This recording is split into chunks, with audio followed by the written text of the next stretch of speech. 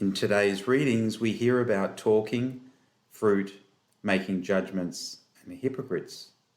About 7 years ago, I planted 3 olive trees. One was a California Queen, which produces a huge olive.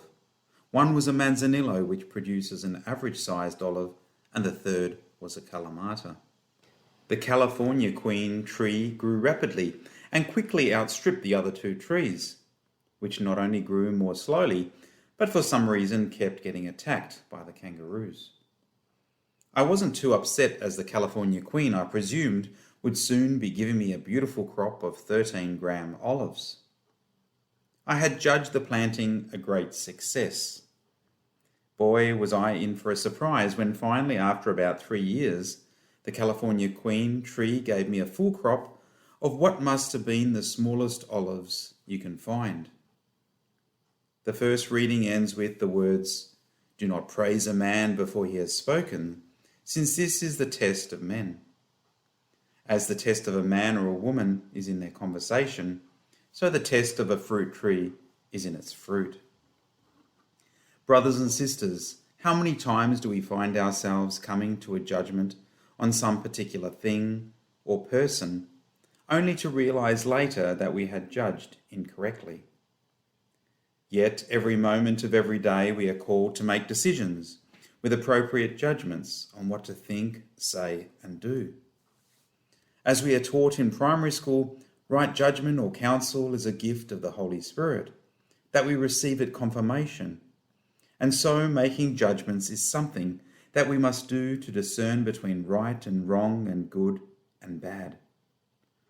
But a problem can arise when we make judgments that are rash or ill-conceived. Then those same judgments can be the cause of calumny, division, or in the worst case, even war. Jesus' instruction in today's gospel are very much aimed at avoiding such outcomes.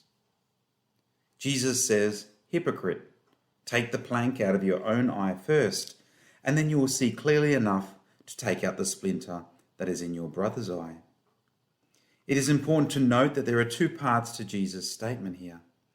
First, he tells us to judge ourselves first and ensure we have freed ourselves of the impediments that would cause us to make bad judgments.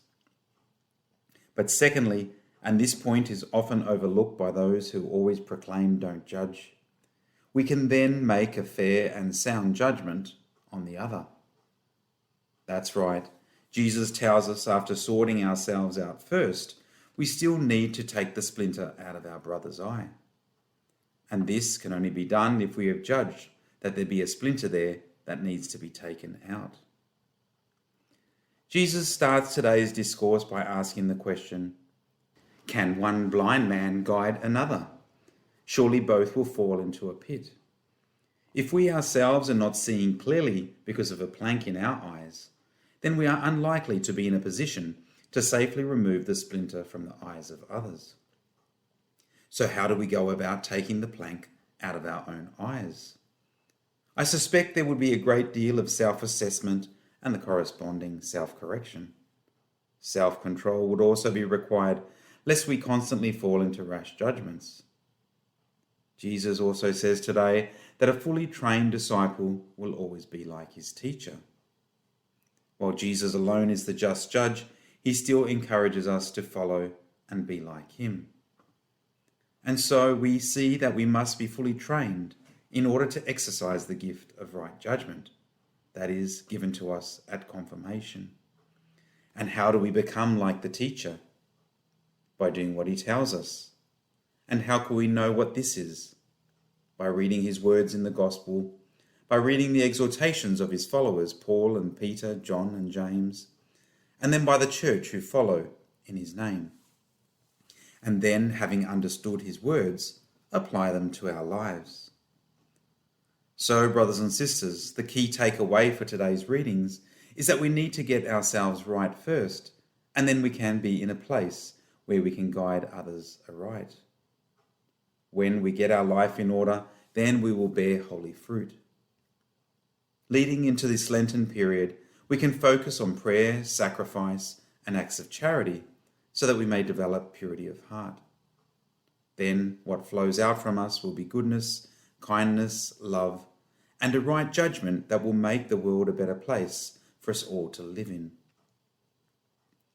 Returning to the story of the olive trees, 3 years ago I decided to purchase another California Queen.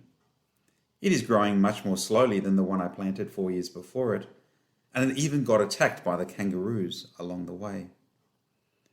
This year it has its first real crop, and I'm watching eagerly to see how big the olives will grow.